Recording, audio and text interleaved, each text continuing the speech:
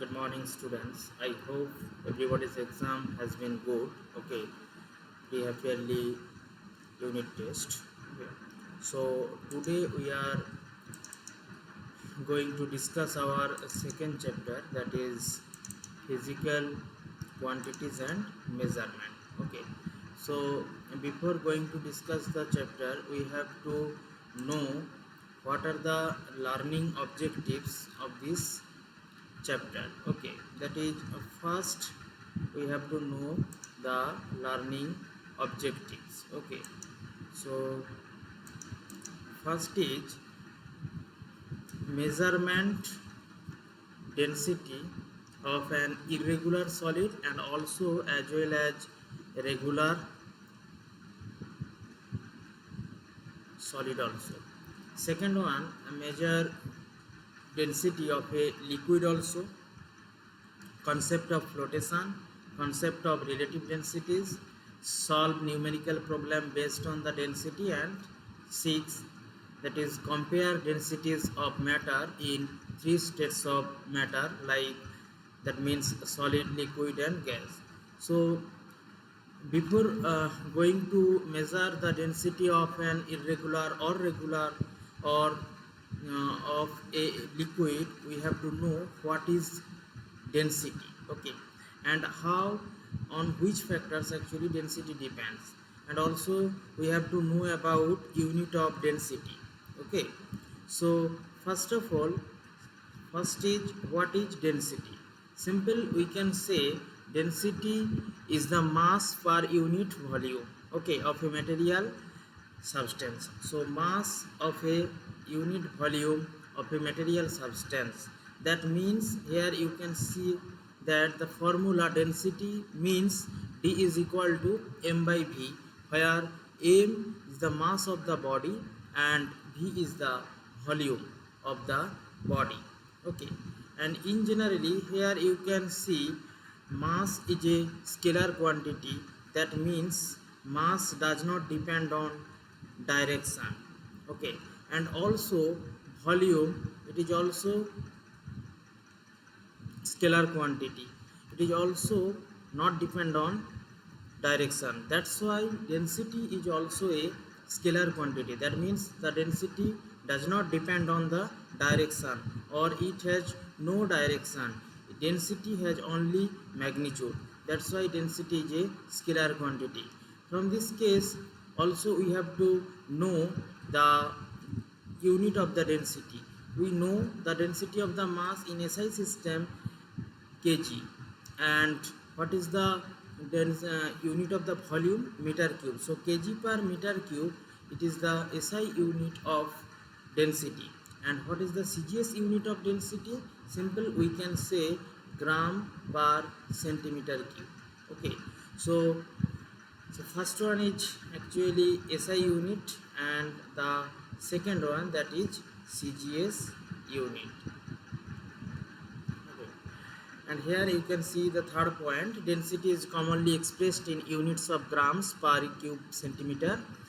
For example, the density of water is 1 gram per cube centimeter or centimeter cube, and earth density approximately 5.51 gram per cube centimeter. Okay, now next the fourth point, that is density can also be expressed as kilogram per cube meter in SI unit. Okay, like the density of air is 1.2 kilogram per cube meter. Now the fifth point, that is density offers a convenient means of obtaining the mass of a body from its volume, or vice versa. The mass is equal to the volume multiplied by the density, while the volume is the equal of to the mass divided by the density. So we know d is equal to m by v. So if we want to find out mass of the body, then m is equal to d into v. So from this relation we can easily find out mass of any object, okay, with the product of density of the body with the volume of the body. Now the question is weight is same as mass or same quantity, weight and mass? No. Basically weight is a vector quantity, whereas mass is a scalar quantity. In generally, the weight of a body which is more practical interest than its mass. Okay, and we actually get weight of any object with the help of mass. That means W equal to m into g, that is product of mass with gravity, acceleration due to gravity, we get weight. And here weight is a vector quantity and mass is a scalar quantity. And also we have to find out what is the relation between CGS and SI unit of density. Here you can see that 1 kg by 1 meter cube is equal to, if we convert the kg, 1000 gram, and 1 meter cube is equal to 10 to the power 6 centimeter cube. So that means 1 upon 10 to the power 3 gram per centimeter cube. Okay, so from this relation we can easily say that 1 gram per centimeter cube is equal to 1000 kg per meter cube. Okay, so this is the relation between CGS and SI unit of density. Okay, here you can see. Okay, and also you have to know that 1 gram per centimeter cube is basically equal to 1000 kg per meter cube. Okay, and 1 centimeter cube means it is cc. Okay, so cc is equal to the 1 millimeter. Okay, milliliter actually, not meter, milliliter. Okay, and the eighth point, that is density is an intensive property. That means, this means that regardless of the object shape, size or quantity, the density of the substance always be the same. Okay, so we cannot actually change the density of any substance. Okay, if you cut an object into million pieces, they would still have same density, because density is intensive property of matter. If you cut a body into pieces, its volume decreases. Okay, as well as its mass always decreases. So that's why density is intensive property of matter. Okay, next point number 9, density changes with temperature because volume changes with temperature. Okay, in generally, if we increase the temperature of any substance or any matter, then its volume actually increases in generally. So volume increases means density is inversely proportional to volume. So volume increases means density decreases with the increase of temperature. Okay, so from this point we can say that density actually equal to m by v, or you can say density inversely proportional to volume. If volume increases, then density decreases. Okay, so in generally, if temperature increases of any body, then its volume increases, that means density decreases. Now we move to our point number 10, that is anomalous expansion of water is defined as the expansion of water when it is cooled from 4 degrees Celsius to 0 degree Celsius. Volume and density of water changes in different way when heated from 0 degree Celsius to 10 degree Celsius. That is called anomalous expansion of water. In generally, from this relation, or you can say, if temperature increases, then volume decreases. Volume increases. Okay, but if we take water, then 0 degree Celsius to 4 degree Celsius, if we increase the temperature from 0 degree Celsius to 4 degree Celsius, the volume of water actually decreases. That means here you can say that actually for this case V decrease. Okay, decrease. That means actually here density rho increases. Okay, if we think about after 4 degrees Celsius, that means 4 degree to 10 degrees Celsius, then what happened? In generally 4 degrees Celsius to 10 degrees Celsius, simple case, actually volume increase, and rho, that is density, or you can take as d also, it decrease. So here you can see that up to 4 degree, 0 degree Celsius to 4 degree, volume decreases, density increase. Whereas 4 degree to 10 degree, volume increases, that means rho decreases. This is happened for only water. That's why the expansion is called anomalous expansion of water. Okay. Now we move to our next point, that is vessels for measuring volume. Okay, so we use different shape or different sizes vessels to measure volume of different substance or different states of matter.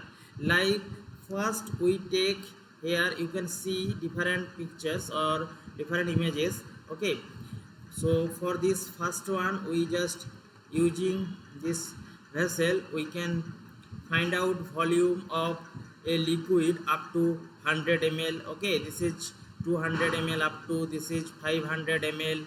Okay, this is 1000 ml. So these are the containers for measuring capacity or for measuring volume of any liquid. Okay, also here you can say these are the different types of measuring cylinder. Okay, measuring flux also, that can be used for measure volume of liquid. Okay, now we just move our next point, that is very important, determination of density of a regular solid. So as we know, density is equal to mass upon volume. That means density depends on two factors, that is one is mass and another one is volume. And first one is density is directly proportional to mass, whereas density is inversely proportional to volume.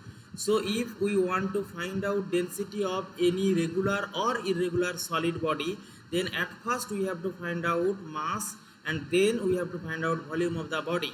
Then we can easily, using the relation, we can find out the density of regular or irregular solid.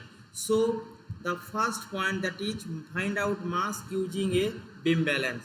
So second, actually find out volume using different formula. As the body are here, we take body as a regular shaped body, so we just find out volume with the help of different formula. Here first one is for actually cube. For cube, we know all the sides are same, the length of the all sides are same, so easily we can use volume of cube is s cube, whereas s is the side length of the cube. Okay, so in this way we can easily find out volume of any cube shaped body. Second, b, with the help of the second formula, that is volume of a cuboid is found by multiplying length by the breadth by the height. So you can say as v is equal to l into b into h. L means actually length, b means breadth and h means height. Okay, so if length is not equal to breadth is not equal to height, that means the size of the body is a cuboid. So we have to find out volume of the cuboid with the help of this relation, v is equal to l cross b cross h. Okay, now we can easily find out. Next point number c, that is we easily find out volume of a sphere with the help of this relation 4 by 3 pi r cube, where 4 by 3 pi is a constant term and r is the radius of the sphere. So if we take a sphere like balloon, football, then at first we have to know the radius of the sphere, then we can easily find out volume of the body with the help of this relation. And for cylinder shape, we just use pi r square h, where r is the actually radius of the circular shape and h is the, this is r circular base. Okay, and h is the height, this is height. So with the help of this relation pi r square h, we can easily find out volume of a cylinder shaped body. pi r square means actually for this body, pi r square means this area, and h is the height, so area into height we get actually volume of the cylinder. Next, if we think about a cone like this is actually cone. Okay, for this case we can use 1 by 3 pi r square h. Okay, here also h is the height and r is the, this is r. Okay, that means r is the radius of the circular base and h is the this height, this is height. So with the help of this relation we can easily find out volume of different shaped body like cube, cuboid, sphere, cylinder and cone also. Then we just use the relation d is equal to m by v and we can easily find out the density of any regular, this type of regular shaped body. Okay, now we just move to our next portion, that is at first we just find out one problem. Okay, and at first we solve the problem, numerical problem. So here you can see the problem. In generally a spherical glass, we take a spherical glass vessel has a cylindrical neck 8 cm long, 2 cm in diameter, and the diameter of the spherical part is 6 cm. So find out the inside volume of vessel, first question, and the second one is if we fill the whole vessel with sand of mass 138.16 gram, then find the density of the sand. So here from this problem we have to draw at first what is the size or what is the shape of the glass vessel, where this is actually the shape of the glass vessel like this. Okay, so this is basically glass vessel. Here in the question cylindrical neck, that is this is actually 8 cm long. Okay, and 2 cm in diameter, that means radius is equal to 1 cm. Okay, and for this case spherical part 6 cm diameter. So if we consider this is a sphere, then the radius, this radius is actually 3 cm because the diameter is 6 cm. So first find out inside volume of vessel.